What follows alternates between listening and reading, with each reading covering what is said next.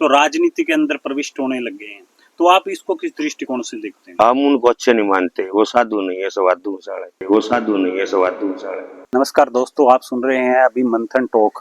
आपको वो ज्ञात है जिस प्रकार से कि हम नित्य हर दिन एक नई सांस्कृतिक, सामाजिक, राजनीतिक और आध्यात्मिक चिंतन करते हैं। तो इस विषय में बातचीत करने के लिए आज हमारे साथ नरेंद्र नाथ जी हैं, जो विगत 22 वर्षों से लगातार साधना में रत हैं। तो हम नाथ संप्रदाय से जुड़ी गहन साधना के विषय में उनसे बातचीत करेंगे। आदेश नाथ जी। नाथ जी, सर्वप्रथम तो यही बात है कि जो नाथ संप्रदाय होती है उसमें अभिवादन करने के तौर तरीके में आदेश शब्द का प्रयोग किया जाता है। तो इस आदेश शब्द का क्या महत्व है? आदेश शब्द का यही महत्व है, जैसे और संप्रदाय में सीताराम, ओम नमः शिवाय, जैसे अपने आम गृहस्थी जीवन में राम राम ऐसे बोलते हैं। हमारे नाथ संप्रदाय में आदेश शब्द को ही ज्यादा वो करते हैं। इस तो नाथ जी, देखा जाए तो जैसे ज्येष्ठ मास शुरू हो जाता है तो नाथ विशेष तौर पर जो नाथ पंथ के, नाथ संप्रदाय से जुड़े साधु होते हैं, वो पंचदूणी की साधना करते हैं। क्या इसको अठयोग की संज्ञा दी जाती है? हाँ, इसी को अठयोग की संज्ञा दी जाती है। तो जैसे ही मतलब ध्यान साधना रत होते हैं तो हमें ये ध्यान की जो क्या प्रक्रिया रहती है, किस चीज के अंदर ध्यान लगाया जाता है? क्योंकि बड़े जिज्ञासु लोगों के अंदर ये गहन चिंतन का विषय हमेशा बना रहा है। जैसे बोल रखा गया अगर 10 दरवाजे होते हैं जी तो पंच ये अपनी इंद्रिया होती है, जी इनसे साधु अपने साधना करते करते वो अभ्यास हो जाए, फिर अपने उस 10वें दरवाजे तक पहुंच जाता है। जी फिर उसी में अपने समाधि लीन हो जाता है और उसी में अपना घूमता रहा है। जी जी जी। तो ये जो साधनाएं होती हैं, ये सिर्फ प्रशिक्षित जो संत साधु होते हैं, गुरु परंपरा की ये संप्रदाय रही है, या जो ग्रस्त व्यक्ति होते हैं कई बार देखने को मिलता है वो भी इस तरीके का प्रयोग करते हैं? क्या ये उनके लिए उचित है या सिर्फ गुरु के सानिध्य और मार्गदर्शन में करनी चाहिए? जो गुरु के सानिध्य और मार्गदर्शन में ही करनी चाहिए, वह तो वही बात है, देखा देखी वो बना रखा है, उनके लिए अच्छा नहीं। जी जी। तो वैसे बातचीत करें, इस सिलसिले को आगे बढ़ाते हुए, नाथ संप्रदाय की कौन सी वो प्रमुख साधनाएं हैं जो वो करते हैं, जिसमें एक तो पंचधूनी तो विशेष तौर पर रहती ही है? एक खड़ेसरी होती है, जी जैसे खड़े रहते हैं, जी। कोई 12 साल, कोई 24 साल, हम्म। हाँ ऐसे भी होती है। अच्छा, तो जो नाथ संप्रदाय में महिला जो साधक होते हैं उनका क्या स्थान रहता है? उनका भी यही स्थान रहता है हमारे में। हमारे जो बड़े बड़े साधु है उन्होंने महिलाओं को योग दिया है, साधना सिखाई है, जी उनको भी शिष्य बनाया है, उनसे भी आगे मठ चले हुए हैं बड़े बड़े। जी जी। तो नवनाथ और 84 सिद्धों की ये परंपरा रही है। तो ये नवनाथ कौन थे शुरुआत में, जब यदि हम बात करें तो? ये नवनाथ स्वयं भगवान शिव से चालू होकर और गणेश जी महाराज, माता पार्वती, ब्रह्मा, विष्णु, महेश, शेषनाग, ये जैसे बाबा मच्छेंद्र नाथ जी, ऐसे करके ये 9 नाथ हुए हैं। नाथ संप्रदाय की स्थापना कब हुई, मतलब यदि इस विषय में बताएं? एक कई बार कहते हैं भाई नाथ संप्रदाय तो बिल्कुल प्रारंभ से है, कोई कहता है रावण भी नाथ संप्रदाय से तो ये तो प्रारंभ से ही है, क्यों ये शिव का अवतार मानते हैं नाथ जी को। तो जी नाथ शिव तो कभी पहले से ही है, आराध्य तक है, जी। तो इसलिए नाथ जी शुरू से ही है। तो यदि बातचीत करें नाथ जी, आपके गुरुदेव कौन थे? मेरे गुरु महाराज बाबा जोगनाथ जी मेरी जन्मनगरी में रहते हैं अभी भी, स्थल भोर मठ के बिल्कुल नजदीक है, जी। वहीं पे रहते तो हैं। उन्होंने जी आपको क्या शिक्षाएं दी प्रमुख तौर पे? क्योंकि हर गुरु अपने शिष्य को एक विशेष ज्ञान कौशलता जरूर देता है, जो उनका प्रिय शिष्य होता है। कुछ चीजें हमारे संप्रदाय में ऐसी होती हैं जो बताने की नहीं होती, पर फिर भी उन्होंने जो हमारे को दे रखा है, यही दे रखा है, अच्छा भजन करो, लोग कल्याण करो, अच्छे रहो। यदि बात करें नाथ जी की, वैसे तो बहुत सारे मत मतांत पंथ संप्रदाय हैं सनातन धर्म में, तो लेकिन आपने नाथ संप्रदाय का ही क्यों चयन किया? क्योंकि अखाड़े भी थे, उनसे भी जुड़ सकते थे आप, तो इसमें ऐसा विशेष आकर्षण क्या था?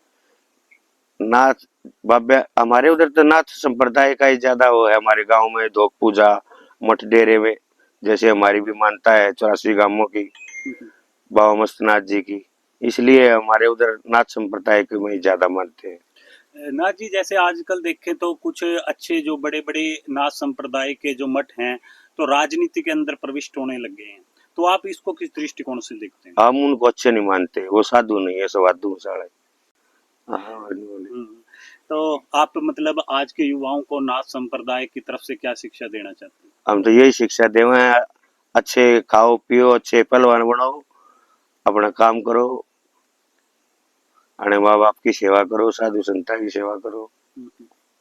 तो नाथ जी, तो साबर मंत्र होता है, जो साबर मंत्र में सहजता, जल्दी, सरलता से वो प्राप्त किए जा सकते हैं अन्य मंत्रों की अपेक्षा। हाँ तो इनको भी निष्क्रिय करने का विधान है कुछ। हाँ। तो जो कुछ ऐसे साधक होते हैं जो स्वयं ही इन चीजों का प्रयोग करते हैं, जो काफी प्राण घातक भी उनके लिए सिद्ध हो सकते हैं, तो उन लोगों के मार्गदर्शन हेतु आप कुछ विचार निर्गत कीजिए ताकि उनका भी ज्ञान संवर्धन हो सके और वो इस चीज से लाभान्वित हो सके। जो ऐसे साधु होते हैं, असल में साबर मंत्र का प्रयोग करने वाले तो बहुत कम होते हैं, और जो होते हैं जो बगैर गुरु के उनका प्रयोग करता है, उनको नुकसान हुआ है, और जो सही होते हैं वह अपना संपूर्ण रहे हैं उनके। राज जी, जैसे ही हमने अनुसंधान किया, मैं ज्ञात हुआ को आपको 2 ग्राम खून रह गया था, फिर भी आप अपनी साधन को गतिमान रखी आपने, तो इसके पीछे का वो क्या प्रयोजन था, क्या क्रियाएं थी, थोड़ा उसको भी विस्तार से समझाइए हमारे दर्शकों को। आए साल जैसे बैठते हैं तो वो रूटीन में हमने तो अपना रूटीन तोड़ा नहीं कि वही चाहे खून हो चाहे ना हो, चाहे बीमार है चाहे नहीं है, वो अपना आए साल का रूटीन करना ही करना। तो हम आपको बता दें कि नाथ संप्रदाय की ये बड़ी प्रबल विशेषता है कि जिस बात के लिए वो संकल्पित हो जाते हैं, उस संकल्प को पूरा हर सांस में, हर स्वर में और अंतिम सांस तक वो पूरा करते हैं। उनके संकल्प में ही सिद्धि और साधना होती है। इसी क्रम को आगे बढ़ाते हुए नाथ जी, यहाँ मतलब माँ गंगा की समाधि है, जो गौ माता थी उनकी समाधि बनाई हुई है, तो उस गौ माता के विषय में थोड़ा बताइए हमारे दर्शकों को, क्योंकि काफी रोचकता का विषय है, काफी ज्ञान का भी विषय है ये। जब हम यहाँ शुरू में रहने लगे, पहले तो एक भगत के खेत में आए थे, वही रहे 5-6 महीने, फिर यहाँ रहने लगे।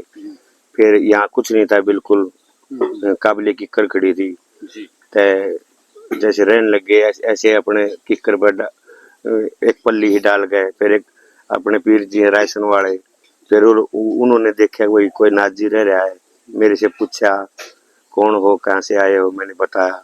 उन्होंने बोला भी भैया रहने की जगह नहीं है, अच्छे आदमी नहीं है, अच्छा एरिया नहीं है। फिर भी मैंने नहीं, गुरु महाराज, मैंने आप उनको भी गुरु जी की संज्ञा देता हूँ, अपने गुरु से ज्यादा मानता हूँ। तो उन्होंने फिर यहाँ मेरा आहिस्ता जैसे पलट लाए और प्रबंध कराया। फिर आहिस्ता आहिस्ता हम फिर यहाँ रहने लग गए। फिर थोड़े दिन के बाद वो गौ माता बछड़ी सी हम एक भगत के पास से लाए थे, वो पाल ली। उसका हमारा इतना प्रेम हो गया था, फिर वो यहाँ पर ब्याह गई। ब्याहने के बाद जैसे कोई भी मानस, साधन कुछ भी नहीं था, कोई बिल्डिंग नहीं थी, कुछ नहीं था, तो वो मेरे पास ही रहते, जैसे यहाँ बैठे थे यहीं पे बैठी रहती है इतनी जगह में। कोई मानस मेरे को ऐसे बुरी हरकत करता तो उसको मारती, ऐसे ऐसे करते हुए उसने वो मेरे साथ 12 साल रही। फिर यहाँ आस पास के लोगों ने देख लिया, जो बदमाश लोग थे, मेरे को कई बार मारा पीटा भी, भगाने की कोशिश करी, मरे रहे। फिर वो कहते ना गुरु वचन पे अड़ गए, नाथ बाबे हैं, फिर अड़े तक गए तो अड़े गए। फिर अब यहाँ किसी ने पास मांगने नहीं गए, और नहीं किसी ने साढ़े ना अड़ दिया हमारे को, अब भैया आकर दे दिया ले नाथ जी। अपने संघर्ष से बैठे रहे, उसके भरोसे जो आया वही खा लिया, नहीं तो भूखे तक रहे। तो गौ माता मेरा साथ देती रही। बदमाश लोग आते थे, पीटते छेदते भाग जाता कुछ भी, फिर वो मेरा साथ देती। फिर एक दिन मेरे को नहर में गिर के चलती में वो निकाल के लाई। फिर उनने साड़ा ने उसी को जहर दे पे मार दिया। फिर उसी की समाधि है यहाँ पे, मनोकामनाओं की पूर्ति होती है। हाँ, फिर उसने बस उसकी ऐसी चेतन समाधि है, कोई किसी भी प्रकार की मनोकामना लेकर आएगा उसकी वही पूरी होती है।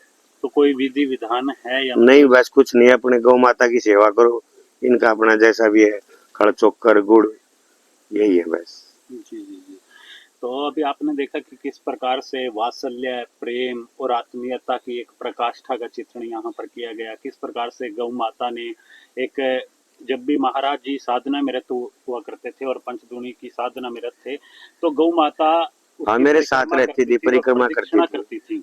तो इस प्रकार के यहाँ पर चित्र भी हैं, और अभी वर्तमान समय में यदि देखें तो गौ माता की चित्र भी लगे हुए हैं कि बाबा जी के साथ हर पल एक साया की तरह वो साथ में रहती वही थी। रक्षा करती थी मेरी बस। तो ये अभी आप जो सुन पा रहे हैं कि किस प्रकार से ये प्रेम की एक अद्भुत प्रकाष्ठा है, किस प्रकार से गौ माता संत के साथ चलती थी और संत की रक्षा करती थी। ये हमारे शास्त्रों, पुराणों, उपनिषदों में गौ का बड़ा महत्व बताया गया है कि अगर यदि हम रामचंद्र जी के पूर्वजों की बात करें तो वहां पर भी तो सेवा की गई थी शूरबी माता की, तो वहीं से रामचंद्र जी का भी वंश का प्रारंभ हुआ था, क्योंकि गौ में सभी 33 कोटि देवी देवताओं का वास है।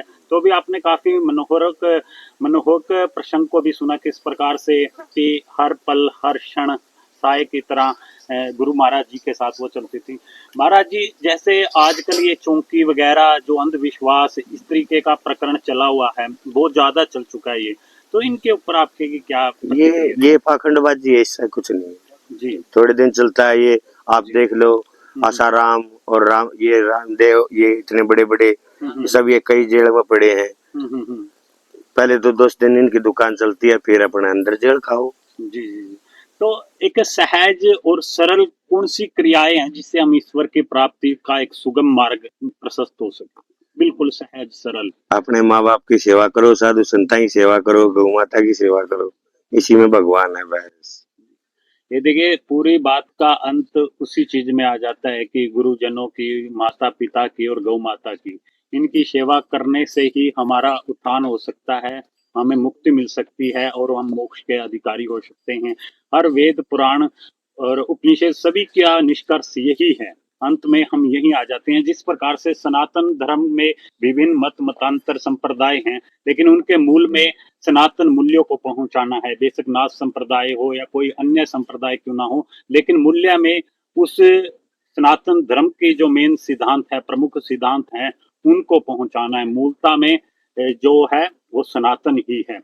नाथ जी, ये कई बार ये भी विषय काफी गर्माता है, जो नाथ संप्रदाय है, ये हिंदू धर्म का ही हिस्सा है या अलग से ये एक पंथ है? नहीं, ये सारे संप्रदाय उसमें है, अलग नहीं है। इसमें मुस्लिम भी है, जी हाँ हिंदू भी है, सब है इसमें, सिख भी है, ईसाई भी है, नाथ संप्रदाय में सब है। मतलब समग्रता का ही प्रतिनिधित्व। हाँ हाँ। तो ये काफी एक हमें सीख भी देती है कि समग्रता का प्रतिनिधित्व करते हैं जहां ईश्वर होता है। ईश्वर किसी भी रक्त को नहीं मानता, किसी भी धर्म को नहीं मानता, वो सिर्फ सीख को मानता है, अच्छे ज्ञान को मानता है और मानवता का कल्याण का मार्ग प्रशस्त करने की ही हमेशा बात करता है। आपको कितने वर्ष हो गए लगातार ये साधना करते समय? 25 साल हो गए। तो हम आपको बता दें, जो नरेंद्र नाथ जी हैं लगातार विगत 22 वर्षों से लगातार अनवरत गति से साधना में रत हैं, और कई बार तो शारीरिक चुनौतियों को जूझते हुए भी वो अपनी साधना को यथावत जारी रखते हैं। और अधिक जानकारी के लिए आप लगातार हमारे साथ बने रहें, और इसी तरीके से हम आपका आध्यात्मिकता की मर्मज्ञता और जिज्ञासा और पिपासा को शांत करने का भरसक प्रयास करेंगे।